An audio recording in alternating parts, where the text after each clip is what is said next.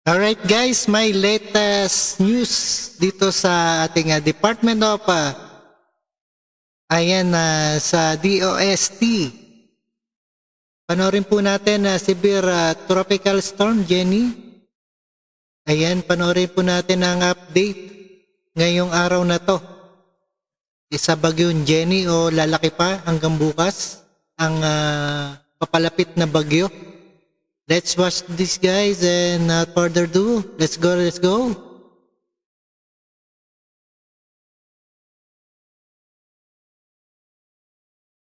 Ayan, panoorin po natin ang ating update.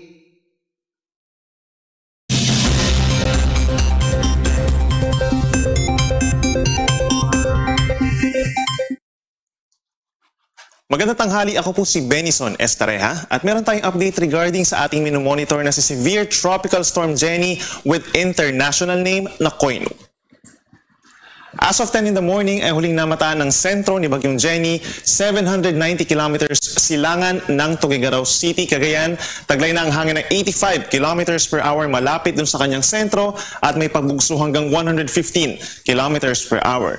Medyo mabagal po ang pagkilos nito west-northwest sa bilis lamang na 15 kilometers per hour. Base sa ating latest satellite animation, kung mapapansin po nyo, yung outer portion yung tinatawag na trough nitong si Bagyong Jenny ay nakaka-apekto na po sa malaking bahagi ng Luzon, lalo na dito sa may western sections, sa may eastern sections rather. Asahan po natin yung minsan malalakas na mga pag-ulan over Bicol region, mga nearby areas dito sa may Quezon province, at meron tayong mga light to moderate rains dito sa may Cagayan, Isabela, Aurora.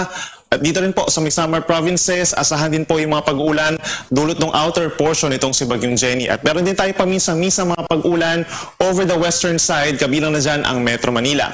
Speaking of western side, itong bahagi po ng Palawan, Western Visayas, Zamboanga Peninsula, and Bangsamoro region, meron din po mga pag-ulan dulot ng southwest monsoon or habagat na siyang pinalalakas nitong si Bagyong Jenny. So aasahan pa rin natin sa mga susunod na araw habang nandito sa may North Philippine Sea itong si Bagyong Jenny ay magpapatuloy po yung mga pag-ulan in many areas of southern Luzon, Visayas, and western Mindanao. Ito naman po yung latest track regarding kay Severe Tropical Storm Jenny. Simula po ngayong araw, Sunday hanggang sa Tuesday, ay kikilos generally pahilagang kanluran or northwestward ang bagyo. And then pagsapit po ng Wednesday hanggang Friday, ay kikilos naman pakaliwa or westward ang nasabing bagyo. At base na rin po sa ating latest track, lalabas ito ng ating Philippine Area of Responsibility pagsapit ng Thursday. In terms of intensity, ito po sa ngayon ay Severe Tropical Storm, medyo nasa gitnang malakas po nito na bagyo, pero bukas posible pa ito lumakas bilang isang typhoon hanggang sa makalabas po ng Philippine Area of Responsibility. Yung peak intensity nito is possible po na maganap pagsapit po ng Tuesday by 150 kilometers per hour maximum sustained winds, pero hindi pa rin natin inaalis yung chance na ito ay lumakas pa bilang isang super typhoon, knowing po na nasa may favorable conditions ito sa may mainit na parte ng karagatan. Samantala, in terms of its width or diametro, nasa 500 kilometers po yung kabuang lawak po, yung lakas na dalang hangin nito. So ibig sabihin, habang umaakyat dito po sa may North Philippine Sea itong si Bagyong Jenny, ay posibleng maapektuhan din po ng malalakas na hangin ang malaking bahagi po ng Northern Luzon and even probinsya ng Aurora. So itong mga lugar, hindi natin inaalis yung chance na magtataas din po tayo ng tropical cyclone wind signals. Yung ating TCWS, possible itaas po as early as tonight at maaaring magpatuloy po hanggang sa mga susunod na araw.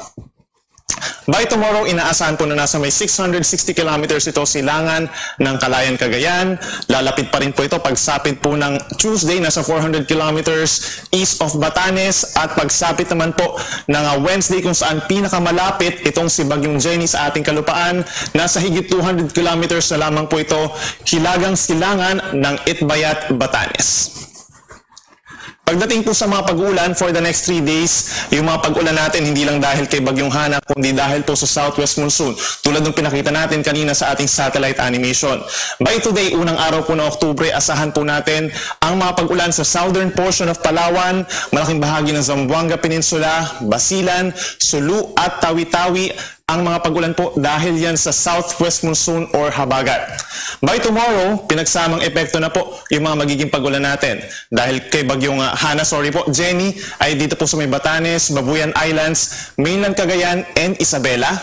At dito naman po sa may Occidental Mindoro, Palawan and Western Visayas, meron po tayong epekto ng habagat na pinalalakas itong si Bagyong Jenny.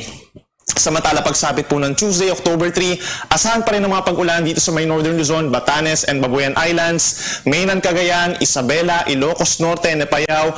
Direktang epekto po nitong si Bagyong Jenny at dahil po naman sa habagat, dito pa rin sa may Occidental Mindoro, northern portion of Palawan at lalawigan ng Antique.